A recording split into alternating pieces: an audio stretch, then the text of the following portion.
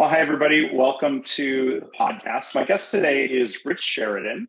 He is co-founder, CEO, and chief storyteller of Menlo Innovations, a software and IT consulting firm based in Ann Arbor, Michigan. They've earned numerous awards and a lot of press for their innovative and positive work culture. If you've been listening to the podcast for a long time, you'll recognize that Rich is a returning guest. He was here in episode 189. It was January 2014. That was the same month and year that I had a chance to actually visit the Menlo Innovations office. I wrote a blog post about that, and there'll be a link to that and the previous episode in the show notes. Back then in 2014, we talked about Rich's first book, Joy Inc., How We Built a Workplace People Love. And his latest book, published in 2019, is Chief Joy Officer, How Great Leaders Elevate Human Energy and Eliminate Fear. So before I tell you a little bit more, Rich, welcome back to the podcast. How are you today? Thanks, Mark. It's almost like a time capsule here, thinking back to January 2014 and how much has happened since then, I guess. Yeah, and I sort of feel bad that your book's been out a while, and I've been aware of it, and I should have reached out, but I guess this pandemic thing, I don't know, it got in the way, and there's been a lot of change, and I know you've blogged about that, and I want to hear some of your thoughts on how things have evolved. You are still in the same space. We are, yeah. Right? Although just for a little bit more, we're actually going to be moving September 1st, and so yeah, we'll be leaving our wonderful space that's been our home for the last 10 years and going on a new space adventure.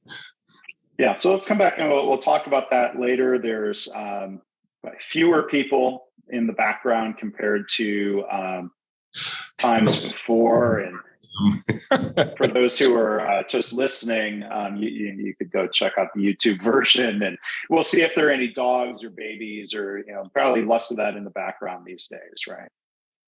Yes, no babies right now. I think there's probably a safety concern about bringing babies into an office these days. Yeah. So we'll talk a little bit more about how the business has evolved and how you've adapted, and would like to hear more about that. I also want to mention, before we talk about the new book, Rich is going to be one of the keynote speakers at the Michigan Lean Consortium's annual conference. I'm also happy to be on that program, combined with Ken Siegel from Value Capture. We're going to be doing a talk about leading with safety, and I'm really looking forward to the event. That's my home state. It's August 10th and 11th in Traverse City. MichiganLean.org is where you can learn more. And you can tell instantly I'm from Michigan because I say Traverse City the correct way that sounds incorrect to a lot of people. I would never have thought about that, Mark. You're right. Some others are Traverse City. If Traverse City is in the national news, I've heard it said Traverse, and there are many Michigan cities that have kind of an unusual pronunciation. But Rich's keynote talk, we'll get to talk about this a little bit here in the episode, is going to be titled Lead with Joy and Watch Your Team Fly. So I'm looking forward to that. And again, if you want to learn more about the event, go, again, MichiganLean.org, and there'll be a link in the show notes. I would encourage people, if they didn't hear the first episode with Rich, you can go back to that. Again, that's episode 189. But Rich, I was wondering if you could kind of summarize what you call the Menlo Way. And then I'm curious, has the Menlo Way evolved over the last 8 years since we've talked, or is that pretty solid, where even though the business might change, the Menlo Way is consistent? Yeah, I think the Menlo Way is, it draws from a lot of different sources. And quite frankly, that's why you and I got connected so long ago, because we absolutely draw from lean thinking, from agile thinking, from Project Management Institute, from systems thinking, from positive organizational psychology thinking. So I would say if you came in today, Mark, and saw Menlo in its current form, there would certainly have been adjustments made largely due to the pandemic, as opposed to we fundamentally changed the process. You would still be able to see all the same elements and the same spirit and energy behind the process. But as I'm sure we'll talk about in our time together this morning, there were some severe adaptations we had to make that were very different from our first 19 years. And just give the listeners a little bit of a insight into our history. We just this past Sunday celebrated our 21st birthday as a company. And we joke that it's now legal for us to drink. But the elements of the Menlo Way start with, as Simon Sinek would say, start with our why. Why do we exist? What do we believe? We want to end human suffering in the world as it relates to technology. And the more positive bend on that is we want to return joy to software development. I believe joy has been missing for a long time in our industry. Quite frankly, it was missing for me personally. And that's how, when people come like, how did you think of this? It was 15 years of pain in my own personal career where I realized there's got to be a better way of doing things. And, for us, it's an experimental mindset. It is one that says, I think Mike Rother's very proud of us in terms of how we do this. We're probably not quite as formal as Mike would like us to be. And I appreciate always Mike's thinking on this subject. But one of the more common phrases here at Menlo is let's run the experiment. And that's where a lot of the adaptations come from along the way. And a lot of experiments the last 2 years, and we'll kind of return to that thought a little bit. But I'm curious, Rich, from your past experiences and what might even be happening and what probably is happening in other software companies today. When you talk about returning joy, like what are some of the main things that drain that joy out of people? You talk about eliminating fear. Is fear one of the big causes of the loss of joy, or what else? What are some of the other causes? Well, I think there's no doubt, Mark, that if I were to write the opposite book of Joy Inc., it would be called Fear Inc. And the way the industry is typically organized, the way software teams are typically organized, it ends up in a high hero, high overtime type of environment where you have individuals, towers of knowledge, as we call them, that know everything about a particular subsystem, and nobody else knows what they know. And the only way to scale a hero-based system is overtime. And our fundamental belief is that tired programmers make bad software, and we don't want to make bad software. And so there's a scaling issue in software teams where we scale the individual rather than have a process and a people process that scales, which is really probably the miraculous thing we've accomplished over the last 21 years.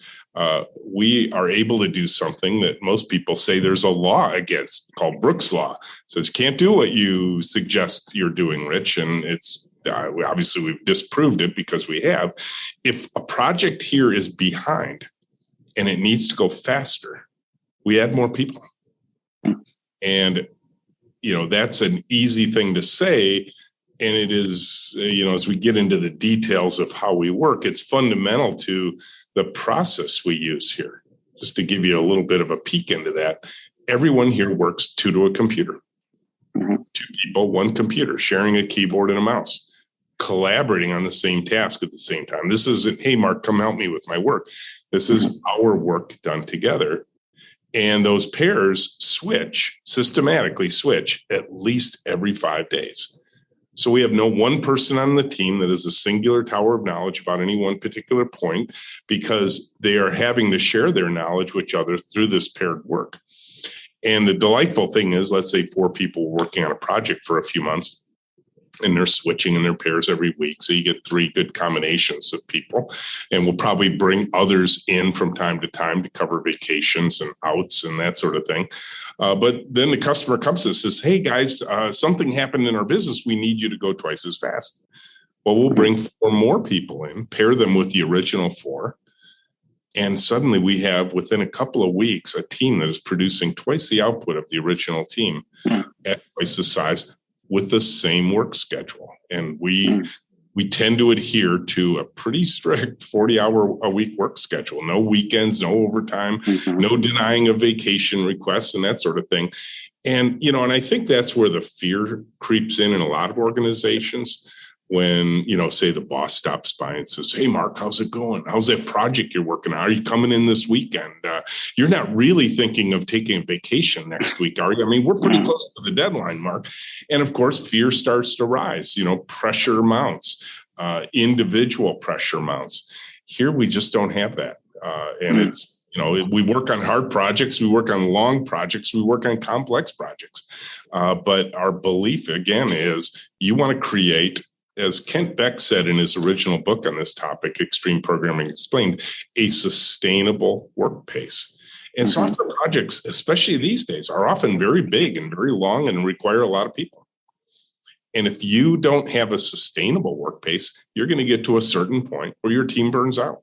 They just get tired. And now they're not bringing their brains in to work with them every day. Yeah. Well, it's interesting you mentioned sustainable work pace, because if when I've taken people down in Texas, people who work in healthcare, to the Toyota plant in San Antonio, I think the same phrase would apply: sustainable work pace, where a lot of those people doing those visits have never been in a factory before. They have all kinds of preconceived notions. They hear the word lean, or they think they imagine what Toyota would be, and a lot, I've gotten feedback from people. A lot of times they picture people frantically running around. I'm like, well, no. When you have a well-designed system, that's not necessary, and it sounds like that's the case also at Menlo. Yeah, and a lot of our system, Mark, as you can easily imagine, has to do with how do we manage the workflow here. How do we break the work down into achievable chunks so that we can give people a chance to go to work and get meaningful things done? How do we keep their focus on a single task rather than the traditional environment of multitasking, right? Which isn't actually humanly possible. And the thrashing that occurs as you switch from one thing to another, and you go home after long days and you feel like, you know what, I worked really hard today. I worked really long today and I got nothing done. And I think the ability to go to work and get meaningful things done is probably one of the most joyful aspects of our system. Yeah. And real quick on the paired work, I think, you mentioned Kent Beck, and we'd often think of paired programming, but as you talk about in the new book, there's this broader paired work. And it just occurred to me as I was kind of preparing for this, I had gone to your website and downloaded the free chapter, and then I got an email. And the email, of course, email addresses are individual, but it occurred to me that email was signed. Well, there was we language, and it was signed Erica and Lisa. So even in that instance of reaching out to me about this interview and sharing some of the resources, it just occurred to me that was a pair working together. Absolutely. Yeah. And, guess what? Erica and Lisa like to take vacations too. They both have families. They, and so again, no singular dependence on an individual, which is how, every organization I was part of before, you always had, these towers, these heroes, these people who were specific to one particular thing. And when they went on vacation, some part of the process stopped. And my co-founder, James, and I often joke, imagine a Toyota plant where, there's one guy in charge of putting doors on the cars, and he takes a 2-week vacation, and everybody's looking around the plant. They're like, so why are all these cars missing their doors? And why are all these doors stacked up over there? And like, well, Mark went on vacation and he's in charge of doors, and we just can't do doors this week. So, but we want to keep everybody else busy. So we're going to keep building cars. And when Mark comes back, well, he's going to be a little busy because he's got about 10,000 doors to install the day he's back. Right. Yeah. And, and it sounds silly, right? I mean, you'd see it in a plant. You'd be like, no, you can't organize your plant that way. That's the dumbest thing I ever saw. And then you go into offices and they're all organized like that. Well, and I think in a lot of companies, people think of their job and the work they do. And in the presence of fear, there's a certain job security of like, oh, Rich can't get rid of me because I'm the only one who does this and that. Right. Yep. So if people are sharing responsibility, it seems like it comes back to you and other leaders to eliminate the fear that might cause all sorts of dysfunction. Right. Well, let's talk about where that fear rubber really hits the road, right? Mm-hmm. Let's say you're in an organization that has great posters on the wall and has inspiring speeches from leaders about teamwork and collaboration and trust, right? And yet there comes that magical day in December when you sit down in your boss's office and the door closes and you have your annual performance review. Mm-hmm. And boss says, so let's talk about your individual performance. Mm-hmm. And right then and there, all the world of posters and inspiring speeches and language and values and all that kind of stuff about teamwork, collaboration, trust just collapses in on itself. Because when it comes to my job, my position, my level, my pay rate, my ability to even keep my job, it's clear in that discussion, yeah, that other stuff, that's just rhetoric. When we're down to the things that most matter to you, Mark, we're going to be talking about your individual performance goals. That doesn't even make sense in a team-based environment to talk about. So have you eliminated those individual performance reviews, or do you just give them a lot less weight? It's even weirder than that. Yeah, we'll go down a lot of rabbit holes here today. We've eliminated bosses. We've never had any bosses here. So there would be no one for you to sit down and have your annual performance review with, even if we did have such a system. And a team devised the system by which people get feedback, develop a growth plan, and ultimately get raises and promotions. And it's a project.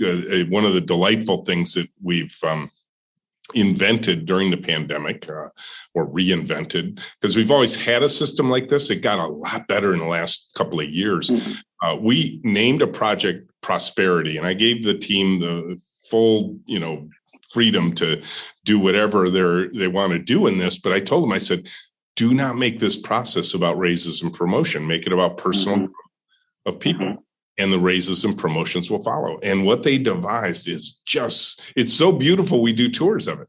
So people can come and take a free tour of what we call our prosperity process, about how do we give feedback to team members in order to grow them. And here's the weird thing, I think, about every one of our people practices. We want you to succeed. Mm-hmm. I know that sounds silly, but think of how many interview processes are actually set up to try and get people to fail. Our interview is exactly the opposite. We give you hints. We give you explicit instructions. This is how you succeed here. And guess what? The same instructions we give you during the interview are the same ones we're going to give you when we're onboarding you, and the same ones we're going to give you when you're growing here. Make your pair partner look good. Support the person sitting next to you, right? Be a good kindergartner. Play well with others. Collaborate. And it's not just a poster on the wall. It's actually how we work every single day. So, you use the word weird. I think it's weird. It's unusual in a good way to eliminate, those annual performance reviews. I've seen a couple of articles this year they have tucked away. I'm going to write a blog post about it. Occasionally you hear of companies, sometimes really large established companies, that are eliminating the traditional annual performance review. But I love the way you phrase it. It reminds me of, this is going back decades now, to what Dr. Deming would say. He would say, in no uncertain terms, eliminate the individual performance review, the annual review. But he wasn't saying, don't develop people, don't give feedback. It was meant to be a more continual process. And I love what you say about helping people succeed. There's another Demingism that would say the role of the manager is not to judge. The role of the manager is to help people succeed. Right. I love it. Yeah. Well, and it's funny. I found out after I'd written the books, because I'd always been a big fan of Deming, is probably no surprise to you. And then I find out that Deming himself used the word joy a lot.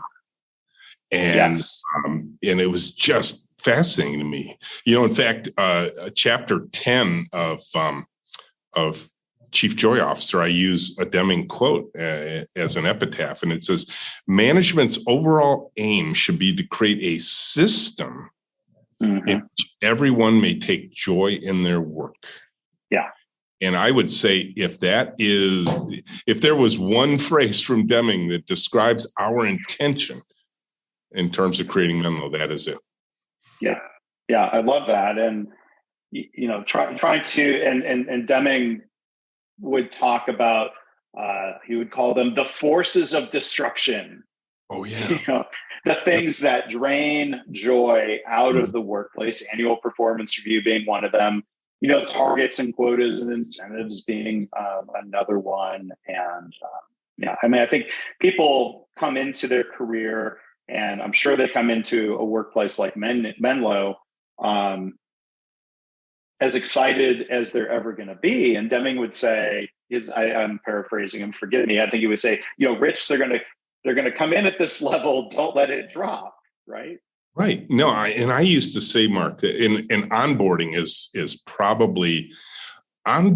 is one of the worst HR practices ever invented, right? And I used to say as a hiring manager, my old way of doing things, that my job was to try and get you productive before I demoralized you, which is exactly what Deming's talking about, right? And, and I always say the best day on a new job isn't the first day, because that's often one of the worst days, right? Oh, Mark, we're really glad you're here, but we forgot to get a table, a desk, a chair, a computer, an email address, but we're really glad you're here, right? And you're like, oh my gosh, and that project you were so perfect for, we canceled it between the day you now. And, so we don't know what to do with you, but here's this book that I wrote, Joy Inc. You should sit in the conference room and read it. And it's like, really? Like, seriously? I mean, why is it that when people join, it feels like a surprise that you might have to teach them something? And, the pairing aspect of Menlo, I'll just say it as bluntly as I can, trivializes onboarding. Trivializes. Because you're never alone. You're never more than a foot away from somebody who can answer the question that's on your mind. And then we encourage you to ask those questions. We encourage you to say, I don't know.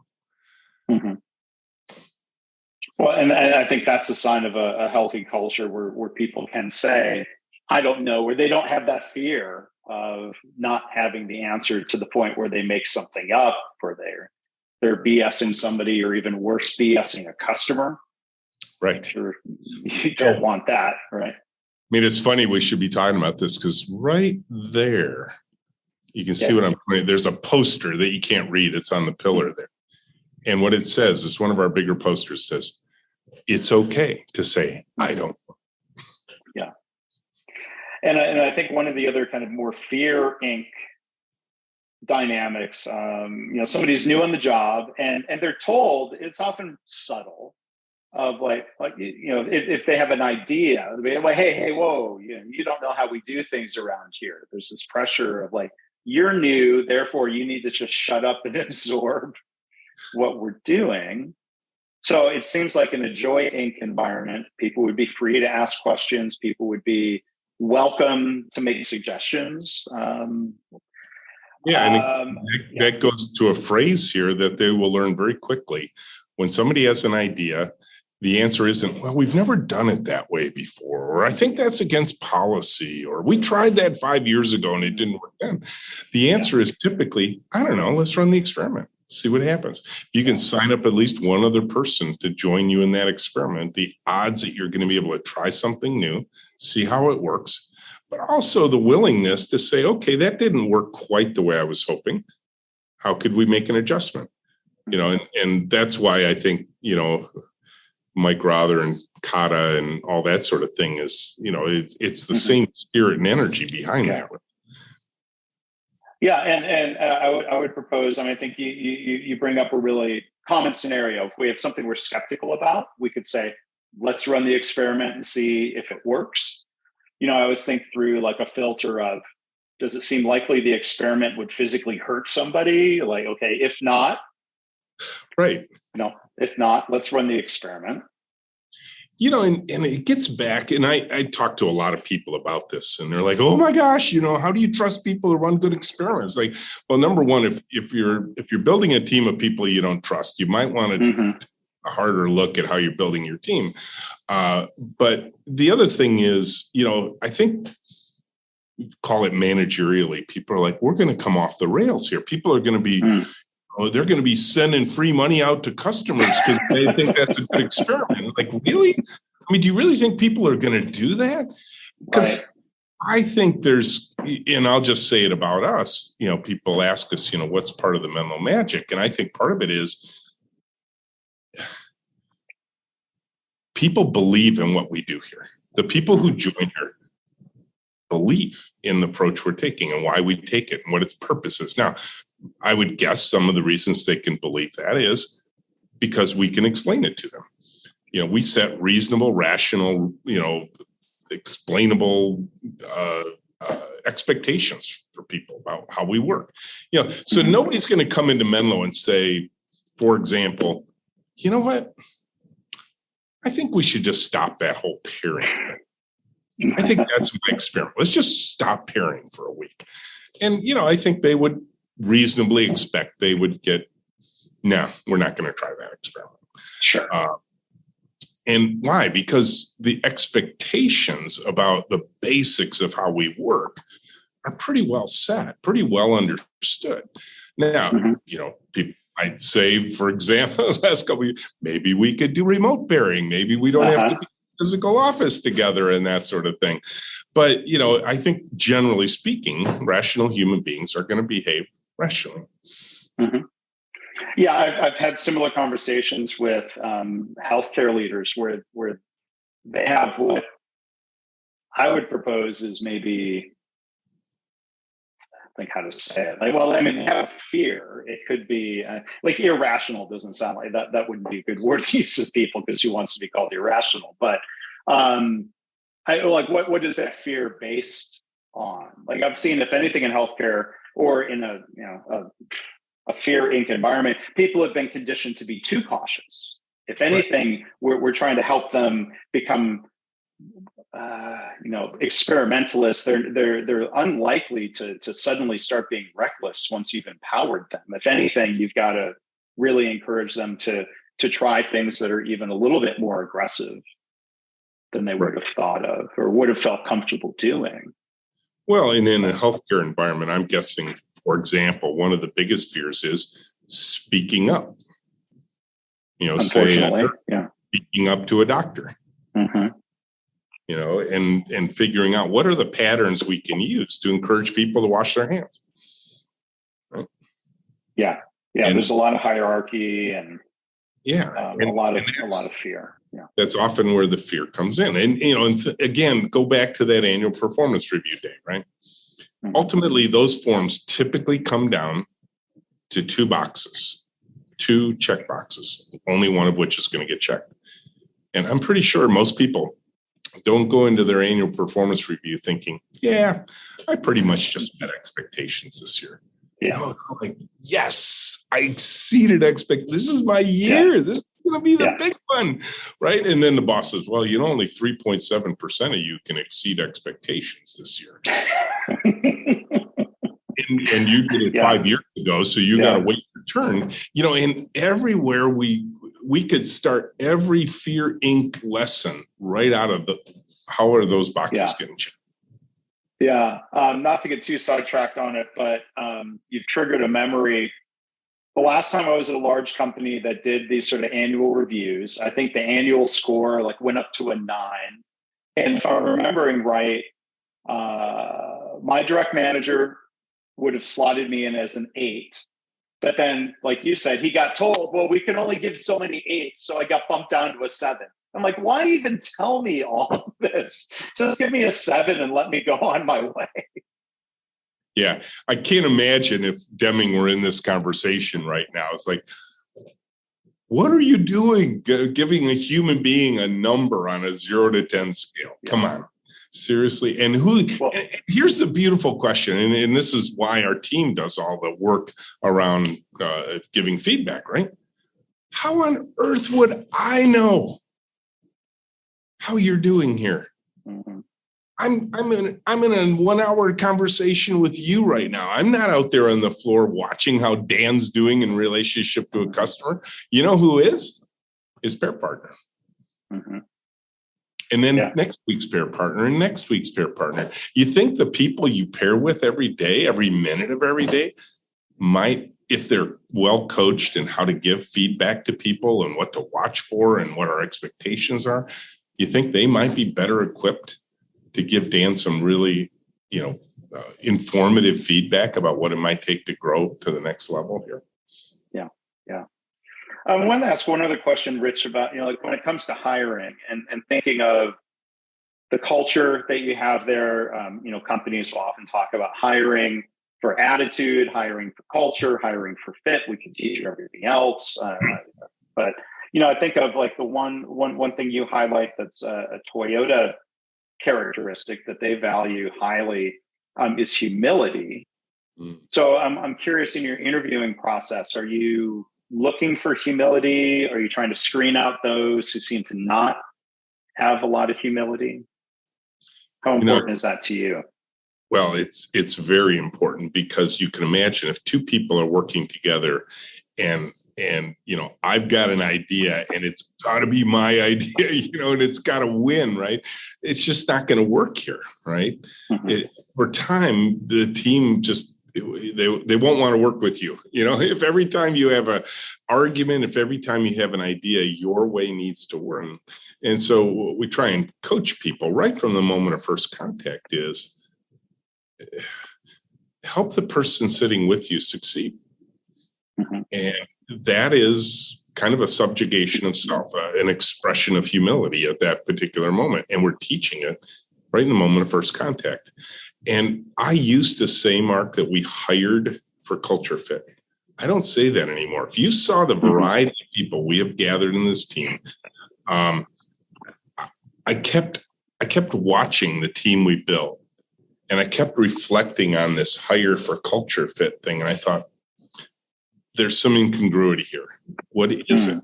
And I realized what we're actually doing is not hiring for culture fit. We're teaching our cultural expectations from the moment of first contact. And if you teach reasonable, rational ideas, that can be explained and are visible, most people will respond positively to that. Now, and I think the people we end up filtering out are the people who, A, don't believe it.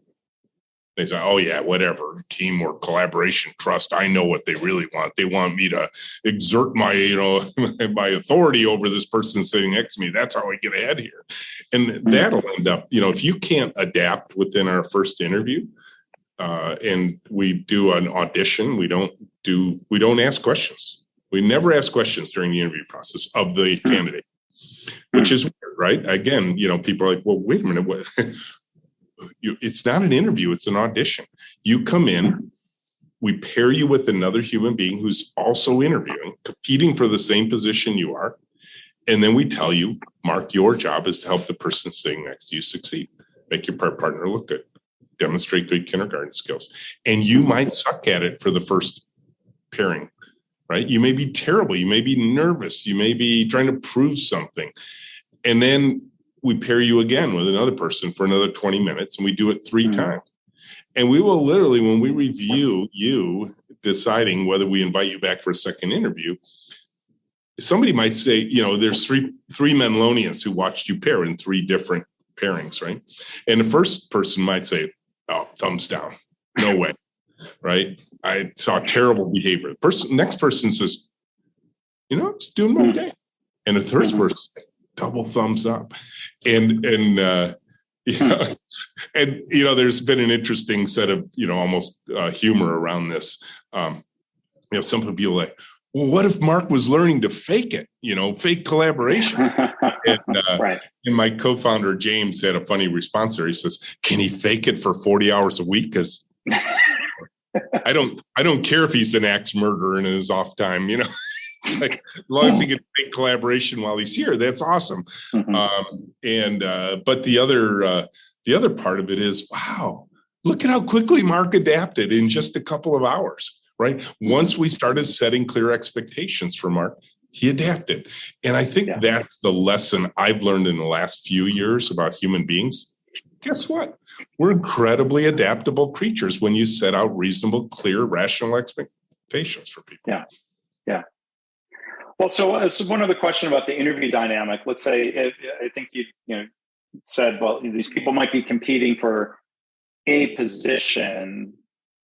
That competition seems different than to what the culture would be like within Menlo. Like, are there ever paired positions where, like, you may have you describe people rotating through these different pairs, but I'm just curious. Like, would you try to structure hiring to where people are collaborating so they can both get hired beyond trying to make your paired partner look good? I'm not sure I fully understand the question, but I could imagine going in one direction of, is there collusion in the interview process? Like, I'll make you look good if you make me look good. Well, no, it wasn't that. Let me try again. It was just a question of, like, if you have people pairing with each other and they know there's only one position. Oh, I see. That drives a level of competition that would not be part of the daily culture within Menlo. I don't mean to be critical. I'm just trying to think through some of the dynamics there. What are the simple human characteristics that would say, hey, and I would say we wouldn't do our, mass interview process if there was only one position. Okay, gotcha. It wouldn't be sensible to go through that amount of effort for just one open spot. Gotcha. And we have other ways of bringing in kind of singletons outside of the mass interview process. And maybe about a third of our team has come in that way. But it is still the case that they understand that, if there's 30 of them, we may only be opening positions for 4. And so again, that's back to that humility piece you brought up earlier. Am I willing to say, even within the context of this interview, I might not make it? That's okay. I'm going to come for the experience. I'm going to demonstrate the best version of myself as I can, and I'll leave it open to the whims of who showed up and how did I do that day and that sort of thing. And again, every interview process is every one of them, including ours, has strengths and it has weaknesses. And and we will miss good people from time to time, and we will bring on bad fits from time to time, and that stuff has to be sorted out later. One of the things I think that people appreciate about our process, and maybe different from a lot of companies, at least ones I used to work for, is you can try as many times as you like. Yeah, that's what I was going to ask. If people had a good experience and didn't get the job, how often do they come back again to try? Yeah, there's actually a famous story in Chief Joy Officer about one of our programmers, Scott, who's now been with us for probably close to 10 years. And he failed the first time and came back a year later and said, I'd like to try again. We're like, of course. And he made it through, but just barely squeaked through. And we decided, because the last part of the process is what we call a 3-week paid trial. So Scott came in for 3 weeks. And at the end of the 3 weeks, the team was really kind of torn. They were seeing really good things and they were seeing some really concerning things. So they went back to Scott and they did something very unusual. Team's in charge of this process, so they get to decide this stuff. They said, Scott, we're not comfortable saying yes yet. We're also equally uncomfortable saying no and sending you away. Would you be willing to consider another 3-week trial right now? Paid again. So he's getting paid. It isn't like, some torturous free internship. Right.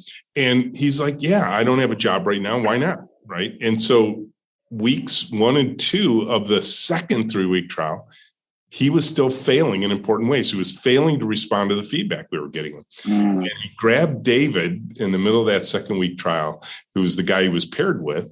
And he said, David, I don't want to fail. Help me succeed. And David's like, great. What can I do for you? Right. This isn't like, no, I'm not going to let you trick the system. Like, tell me what you need and I'll help you. And all Scott said was, you know what? You guys keep giving me feedback at the end of the day and the end of the week, and it's not actionable. I need it in the moment. And the biggest challenge we had was Scott wouldn't think out loud. He'd go quiet. He'd be typing and he always had good answers. That's why the team was confounded. But the rest of the time, he'd be sitting there like this. Yeah. Like, we're not sure he likes being here. We're not sure he's engaged. We're not sure he's paying attention. But then every time he said something, it was clear, oh my gosh, you're exactly paying attention. And all we did was we said, Scott, and so David, every time Scott went quiet, David's like, you're doing it right now, Scott. Yeah, oh, okay. Yeah. And then he started talking. And the joke now is we can't get Scott to shut up. So again, he was able to adapt. Scott is a very introverted person. I was just wondering. Yep. And our team is filled with introverted people. Yeah. We'd have to corner the market on extroverted programs, if that's what we were requiring. And quite frankly, I think the team will declare it easily. We couldn't handle an overwhelming number of extroverts on our team. It just wouldn't work. This is a very introverted team. Sure. But what I hear you describing, Rich, is kind of teaching the culture. If the culture is get better at thinking out loud. Right. That can be taught. Yeah. And ask questions and make sure we know what you're considering and all that kind of stuff. Because ultimately, and again, it gets back to, what are we trying to accomplish? What's our goal here?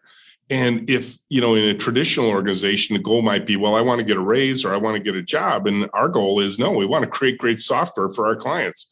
Yeah. And, and so it's that caring, and in chapter 11 of Chief Joy Officer, I talk about how do we care for the team. And again, I love this epitaph from John Wooden, the famous coach from UCLA. He said, I worry that business leaders are more interested in material gain than they are in having the patience to build up a strong organization. And a strong organization starts with caring for their people. And so there should be evidence of caring as often as possible. Yeah. And, it seems like that seems deeply connected to joy. In Chief Joy Officer, you talk about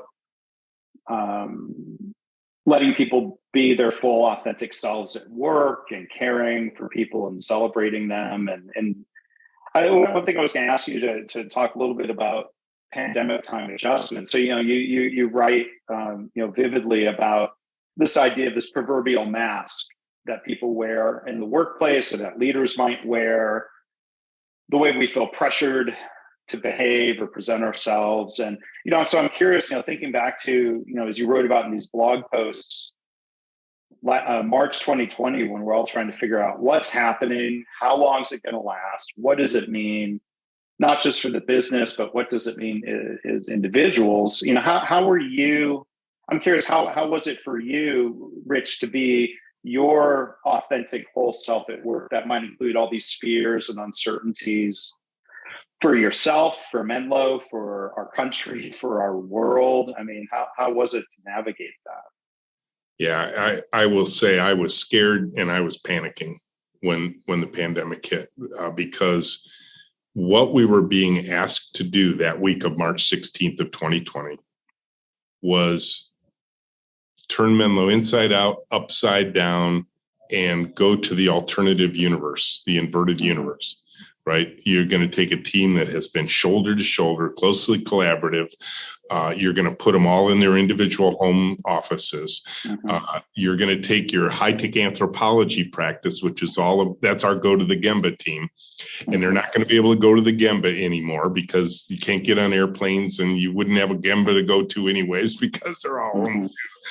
And then you're going to take the guy who goes out and speaks about joy and take him off airplanes and he doesn't get to meet people. And, oh, by the way, these thousands of people who come and visit us, they can't do that anymore either. And I will tell you, in that moment, I thought I couldn't see a path out. I saw it. You know what? It was like that, that image I have of Harry Houdini. It's like, shackle him up, put him in a straitjacket, put weights around his ankles, throw him in the ice cold water, and let's see if he can survive. And I thought, there's no way. There's no way. And I'll be honest, Mark, in that moment, I honestly thought this was the end. And I thought, you know what? That's okay. You had 19 years. It was a good run. You accomplished what you set out to do. Nothing to be ashamed of. You couldn't have anticipated this. And I remember there was one day where Erica was sitting near me, and she's relatively new, so she didn't know me that well. And I said, Erica, what is today? She said, it's Tuesday. I said, no. What day is it? She's like, it's March 17th. I said, no. What day of the week is it? She's like, it's Tuesday. And then she swings her head looking over at my co-founder, kind of like, did Rich just have a stroke or something? And James looks at her and says, don't worry about him. He's just panicking. He'll be fine. And what was neat, Mark, and there was a turning point. It happened pretty quickly. And I credit Molly for this, one of our senior high-tech anthropologists. We were trying to figure out how to do our first high-tech anthropology engagement in this pandemic world, right? Where we can't go on an airplane. We're going to have to do it all remotely.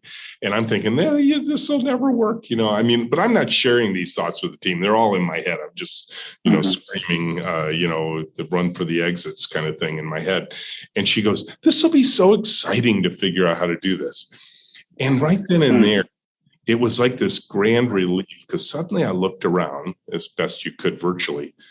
And I thought, wait a minute, they're all adapting. This is your problem, not theirs. They're figuring out how to do this. And it was in that moment where I realized all the things we had done for 19 years, the communication, the collaboration, the trust, the relationship, the focus on human energy, the empathy we have for the people we serve and others, all of it was coming to bear on this unique situation we're in. And in some ways, it dawned on me, unbeknownst to me, we were building an organization that was going to be ready for this dramatic effect. And everything, every bank account we had filled up with, relationship dollars, and every bank account we filled up with joy versus fear, it was all paying off right then and there. And it was a pretty cool moment. That sounds like then the culmination of, all that effort to build whatever words come to mind: resiliency, agility, adaptability. Because I guess it goes to show you can't force that. You can't use speech and say, hey, everybody, go be nimble, go be agile. You built that culture and gave people the freedom to adapt. Yeah. And trust your team. Yeah. And, that was a big lesson for me. So then, as you wrote about in these blog posts, the shift to 100% remote, and then starting to allow people to come back into the office. And I'm just curious, some reflections on what people figured out about fully remote work or hybrid work, whether it's in the structure of these pairs or just in general for Menlo. What do you think some of the greatest adaptations have been? Well, the first is the part that everybody's curious about who knows us well. They're like, how'd you make the remote pairing thing work? And honestly, that was the easiest thing. You and I are remote pairing in a conversation and create a podcast right now. You could easily come to Menlo, set up your microphone, your computer. We could have been together and all that sort of thing, but we're doing it remotely, right? Not hard to imagine. If we're programming together, we're going to have a second screen, the code we're co-developing that we're discussing.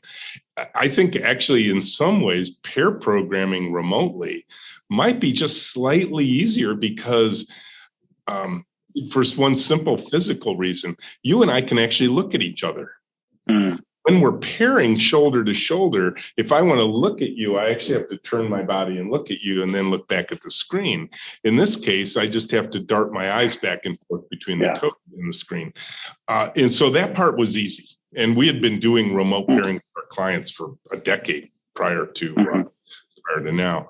The harder part, and this is the part that still worries me, and I think we're paying a little bit of a, we'll call it work from home tax on this, is the serendipity that happens when the pairs are sitting close to one another and they're overhearing and supporting each other. And we just saw that the other day, where there was one pair that was working on something and another pair had solved it and they didn't know it.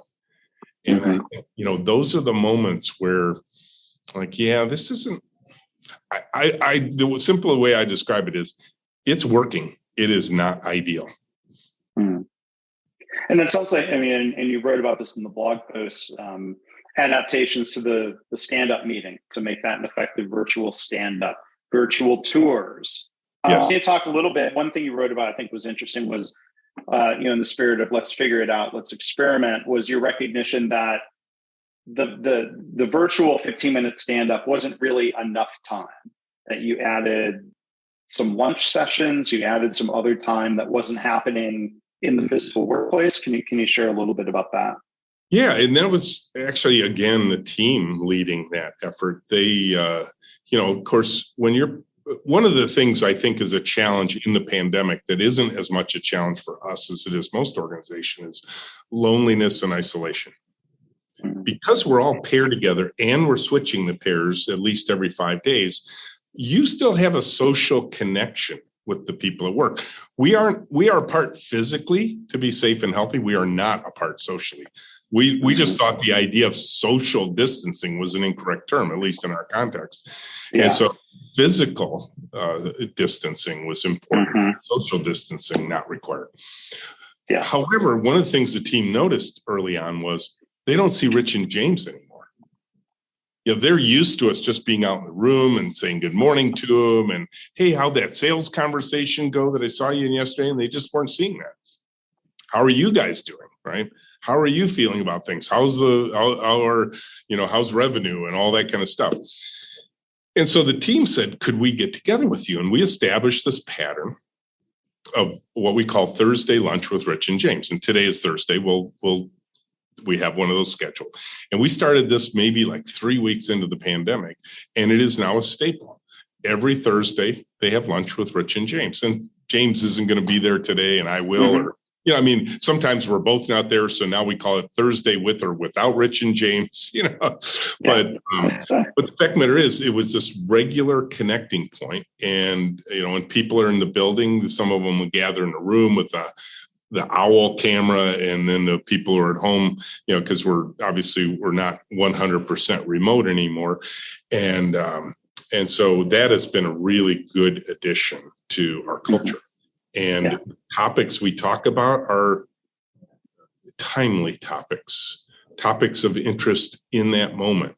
And so early on in the pandemic, a lot of discussions about financials, because we took a big financial hit early on in the pandemic. Right now, because we're moving to a new building soon, they're really curious about the new space and how's the lease negotiation going and all that kind of stuff. And just a final question on that before we wrap up. You said in the one blog post where pre-pandemic you might have expected to need to move to a bigger space. Are you indeed? You said, well, maybe we actually need a smaller space. Is that how it's playing out? It is. We would have, in our vision, we anticipated the next move would be 3 times the physical size of our current space, which would have been huge. And right now, if we go ahead with the lease we're negotiating, it'll be slightly smaller than the space we have today. And just slightly. It'll still be a big open room. You've been here. This is in the sunlightless basement of a parking structure in downtown Ann Arbor. This is going to have lots of windows, amazing amount of glass, and ability to look out on nature and see sunlight and all that sort of thing. So I know the team's excited about moving up to the ground level so we can. I am too. So The Menlo way is not predicated on being in a windowless basement space. That's good to know. No, I would say we proved that the Menlo way could survive being 10 years in a windowless basement parking structure. Yeah. And now we're done proving that point. We'll go prove some other points next. Well, good. Well, Rich, thank you for sharing, the stories of adaptation and, of figuring things out, based on that culture that you've built. I look forward to someday being back in town to come see the new space. And, in the meantime, I'm really excited. I will see you in Traverse City. So let me give a final mention of that. The Michigan Lean Consortium Annual Conference, August 10th and 11th, Traverse City. MichiganLean.org is where you can learn more about that. And you can come hear Rich's keynote talk. And in the meantime, check out Rich's books, Joy Inc., and then Chief Joy Officer. There will be links to those in the show notes. So come hear Rich talk and meet him and ask your own questions. I hope I've asked good enough questions here today. Rich, I appreciate your answers and the conversation here today. I really do. It's always fun talking with you, Mark. And for your listeners who either haven't been to Michigan or haven't been to that part of Michigan, there could be no more beautiful spot in the United States than Traverse City in August. So just that alone should be worth the price of admission to getting to the conference. And obviously, if people come, we'll have some great conversations with them. Michigan Lean Consortium is running the event. It's not limited to people with a Michigan driver's license. Right. So hopefully people will come travel in, and again, check that out, MichiganLean.org. If you are in the state of Michigan, Michigan Lean Consortium provides a lot of networking and learning opportunities throughout the year. So again, our guest has been Rich Sheridan from Menlo Innovations. Again, thank you. Thank you very much. Thank you, Mark.